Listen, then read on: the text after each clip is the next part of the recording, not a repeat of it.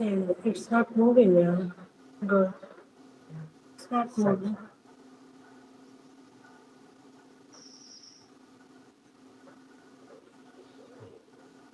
Yeah. This one. Yeah. So it produces the protection against the diarrhea, and which also inhibits the necrotizing enterocolitis. The lactose that is present in the breast milk, which causes the lactobacillus which inhibit that present in the intestine, inhibits the necrotizing enterocolitis and also respiratory tract infections in the first months of their life. So that's why the breast milk is more important in the babies, and it is easily digested, and it is utilized by both normal and premature babies. If you see the breast milk, which contains the cysteine, amino acid, which is essential for the premature babies especially. And if you compare with the cow's milk, the breast milk contains the cysteine amino acids more and less methionine, whereas in the cow's milk, the methionine is more. So this cysteine is essential for the development of the especially for the premature babies. It supports the premature babies. It promotes the bonding between the mother and infant. It is called the kangaroo's baby, where the baby immediately after birth, the baby should be by the side of the mother, so that the skin to skin contact is very, very essential for the baby. So that is called the kangaroo's baby, kangaroo's protection to the baby. And then suckling for the baby, that is the baby sucks, it increases the development of the jaws and teeth. It helps for the development of the jaws and teeth. The sucking is the good for the baby, and it protects the baby from the tendency to obesity, and it prevents malnutrition and reduces the infant mortality.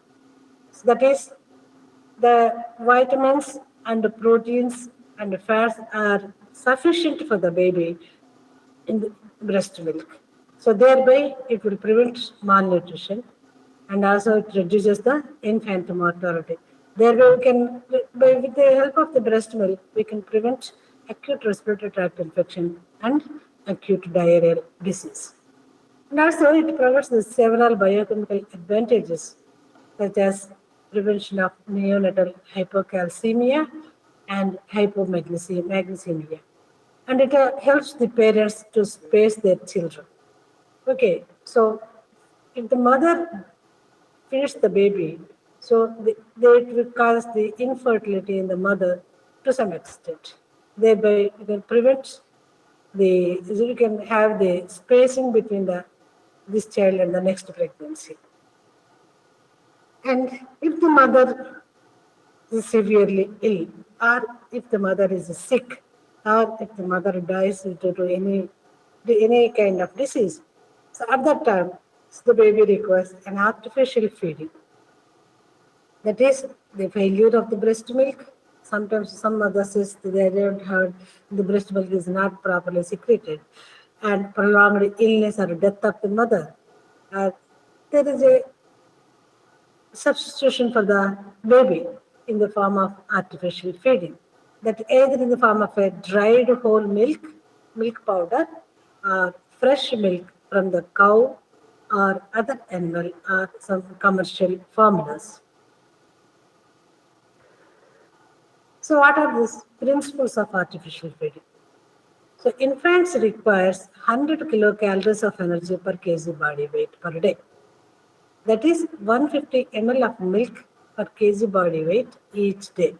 So infant requires 100 kilocalories of energy per kg body weight.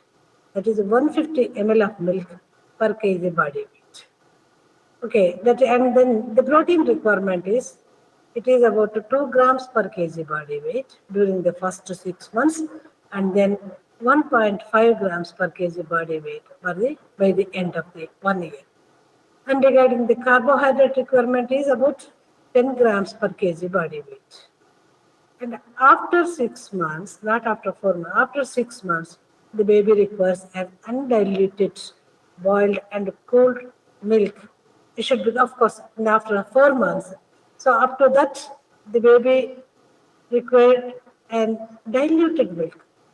Should not give cow's milk as a whole to the baby. So as you know, the human milk is for the human babies and cow's milk is for the calves. So the complete whole milk should not be given to the human body, human babies. So it requires a diluted milk. So after 4 months of age, an undiluted, boiled and cooled milk can be given to the baby. The infant needs feeding at frequent intervals, that is 6 to 8 times a day, and older babies 5 times a day. During illness, the calorie need is increased and it should be met. And if you see that is the regarding the milk either in the form of a cow's milk, etc. The dried milk, that is the dried powder, they will give the formulas in a dried powder form. So you have to dilute according to the measurements given in that formula. The dried milk is the safest milk for infant feeding. It is free from bacteria, simple to reconstitute, and it is fortified with the vitamins. So if you see the cow's milk, the importance of the cow's milk, it should be diluted during the first 2 months. First 2 months, the cow's milk should be diluted. And here you can compare the how much we have to how to feed the baby. That is cow's milk 70 ml per kg body weight for about 3 months, and then 100 ml, and then 150 ml, and then 180 ml. And the water is 20-20, and in 5th and 6th month you can give it dilution. It contains, we have to add sugar 5 grams, 3rd month and 10 grams, 4th month and 10 grams, etc. And it contains the proteins 2.1 grams per kg body weight. In the 4th month, it is 3 grams. 5th month, it is 4.5. And the 6th month, it is 5.4. And if you compare the breast milk with the cow's milk, so here the cow's milk contains 3 times greater the proteins greater than the breast milk. That is, it is 33 grams per liter, whereas the breast milk is 11 grams per liter. See here, the protein casein present 4 grams, and that is 28, and the soluble protein 7. In the cow's milk, it is 5, and the lactalbumin it is 3.5, and it is to 1.5, and immunoglobulin is 1 to 2, and it is 0.5. That is, immunoglobulins are more than the cow's milk. And then beta lactoglobin, which is present more in the cow's milk, and lactotransferrin, which is present in it is only 0.5, 0.2 to 0.5 in the cow's milk, whereas 1 to 2 grams per liter in the human milk. And the quantities of feeding, so assuming that the 5 feedings per day, cow's milk, it is a 70 ml, and 3rd month and the 4th month, 5th month, 6th month, we had to give in the 6th month 180 ml per kg body weight. And if you see the infant feeds at the frequent intervals, it is 6 to 8 times a day. For older babies, it is 5 times a day. And during illness, the calorie need is increased and it should be met. So the calorie need is a reverse point. This one is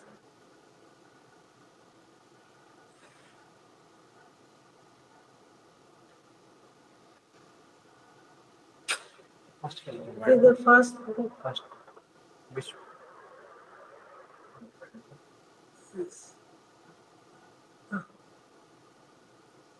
Yeah, meaning it is the previous one is back? yeah. Okay. Okay.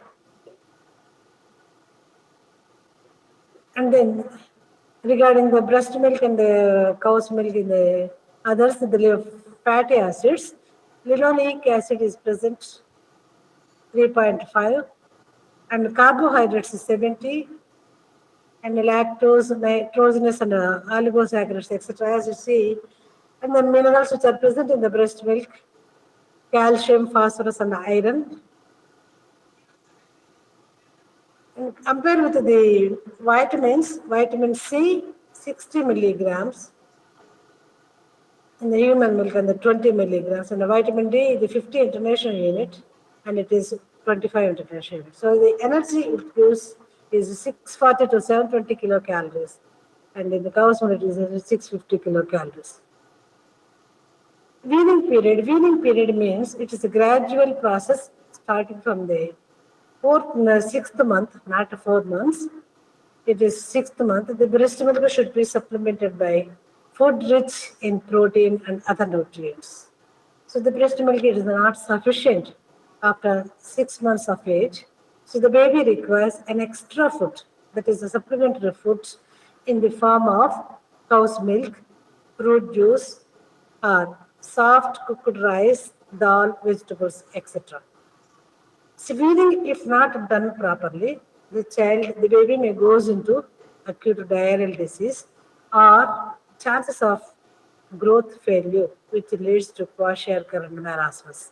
And immune deficiency is markedly seen in recurrent and persistent infections. At the age of 1 year, the child should receive solid foods which consists of cereals, pulses, and vegetables, fruits, etc.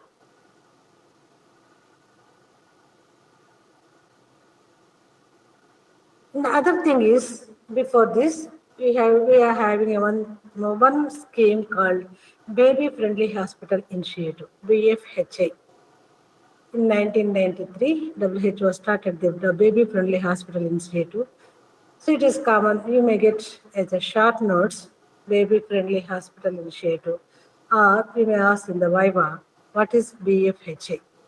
BFHI is there are 10 steps regarding the BFHI, Baby Friendly Hospital Initiative. That is the written policy take regarding the breast milk, educate the mother regarding the importance of the breast milk, and educate the hospital staff regarding the breast milk, and initiate the mother immediately after birth the breast milk within half an hour, and close contact between the mother and the baby, the skin to skin touch, which secretes the breast milk, and exclusive breast milk for about 6 months, and only breast milk, nothing else for about 6 months. That is, the water is not necessary, any other thing is not necessary to the baby, and ensure that she can continue the breastfeeding even after 6 months also. So prolonged breastfeeding itself decreases the infant mortality and increases the nutrition status of the baby. These are all the 10 steps which gives in the baby-friendly hospital initiative. That is, and we should have a poster in the every hospital. And before discharge the mother from the hospital, educate the mother regarding all these points. That is the importance of the baby-friendly hospital initiative. And regarding the growth and development, the growth means the term growth refers to increase in the physical size of the body. And the development is to increase the skills and functions. So the growth is increase the physical size of the body, and the development is increase in the skills and the functions. Growth and development includes physical, intellectual, emotional, and social aspects. So what are the determinants of the growth and development? So if you see the importance of the growth and development, the genetic inheritance, some genetic inheritance, the height, weight, personality, and the mental and social development. So it may be due to some genetic inheritance, the short stature or the height, etc. All these things, and the nutrition play an important role for the growth and development. before as well as after birth. Even the mother is malnourished. The growth and development inside the womb itself, that is intrauterine growth retardation can occur if the mother is malnourished. So, in the womb itself, the baby requires the mother's good nutritious status. Age growth rate is maximum during the fetal life, during the first year of life, and then again at puberty. So here, if you see the sex, at about 10 to 11 years, the female children shows a sudden increase in the height and weight. So the growth spurt corresponds to puberty. In females, children, 10 to 11 years is the growth spurt. So there will be increased height and weight in the female child, whereas in the male, it is between 12 to 13 years of age. So growth spurt seen in 12 to 13 years of age in the male children. And physical surroundings play an important role in the growth and development. Sunshine, good housing, lighting, ventilation have their effects on the growth and development. And the psychological factors, that the care and the proper child-parent relationship play an important role in social and emotional and intellectual development of the child. So the psychological factor, that is a care and the proper child parent relationship, play an important role for the intellectual development, emotional and intellectual development of the child. And some infections and parasites, the infections of the mother like rubella, syphilis, affects the growth of the child, affects the growth of the fetus, and the infection after birth, for example, in the diarrheal disease and the measles, etc., slow down the growth and development. And intestinal parasites hampers the growth and development, especially the roundworms, ankylostomius, etc., play an important role for the growth and development. So these parasitic infections play an important role for the prevents the growth and development. And some economic factors, if you observe, the standards of the living of the family play an important. So higher socio-economic factors, the children are having the very good growth and development. And other factors, that is the birth order of the child. The first child automatically they having the good growth and development, and the birth spacing. I told already the birth spacing from one child to other child should be at least 2 years gap. If it is less than 2 years, birth space, so the mother may be in the malnourished stage, so that malnourishment of the mother inhibits the growth and development of the child. And the birth weight in a single child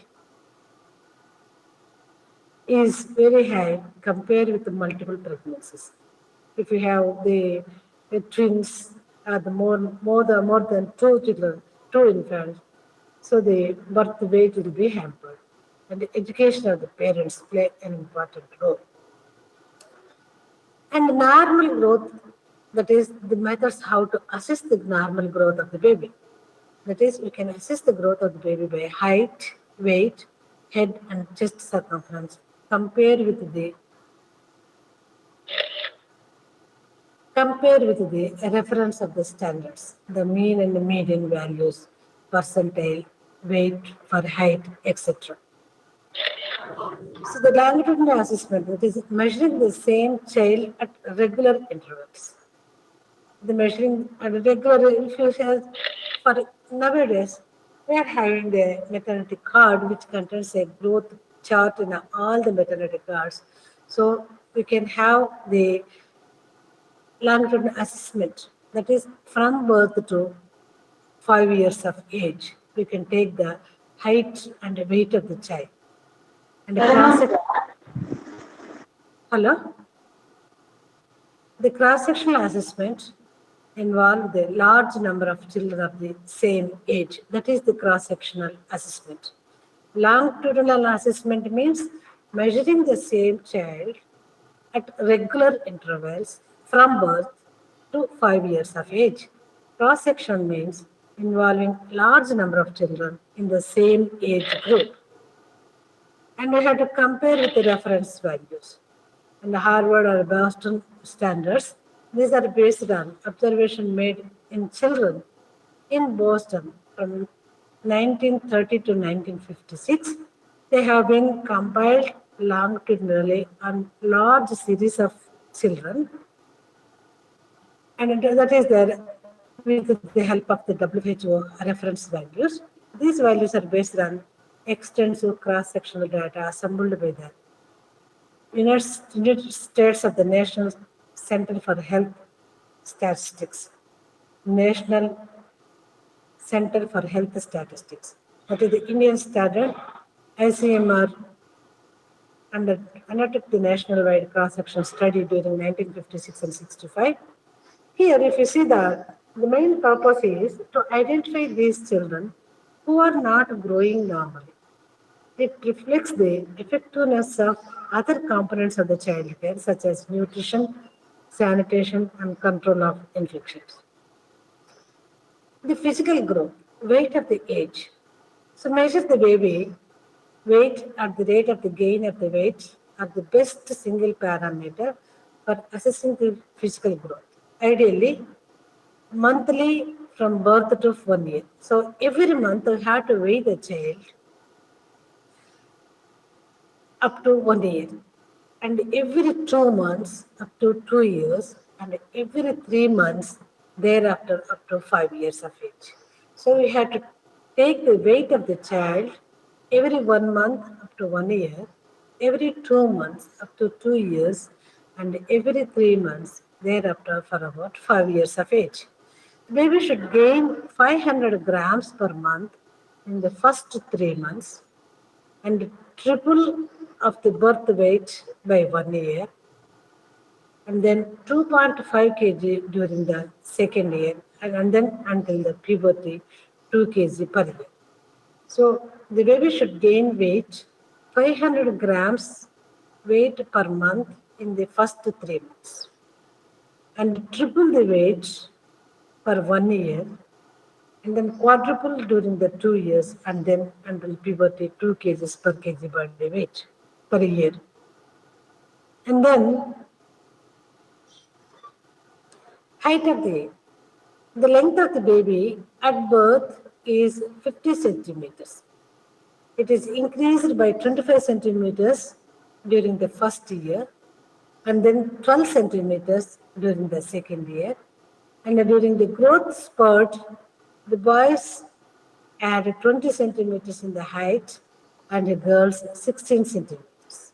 So height is at birth, the infant is 50 centimeters, and it increases 25 centimeters during the first year, and then 12 centimeters during the second year.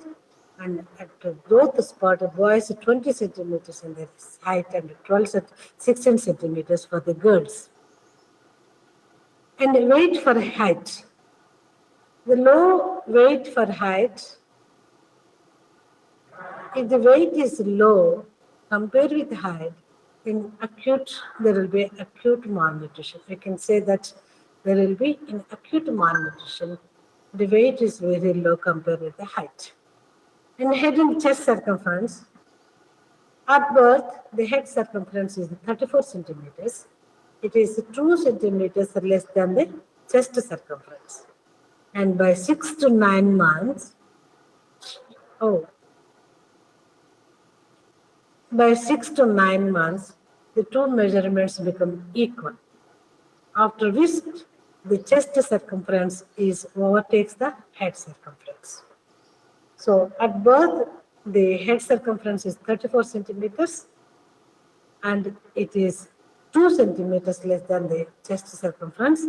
By 6 to 9 months, the two measurements become equal, after which the chest circumference overtakes the head circumference.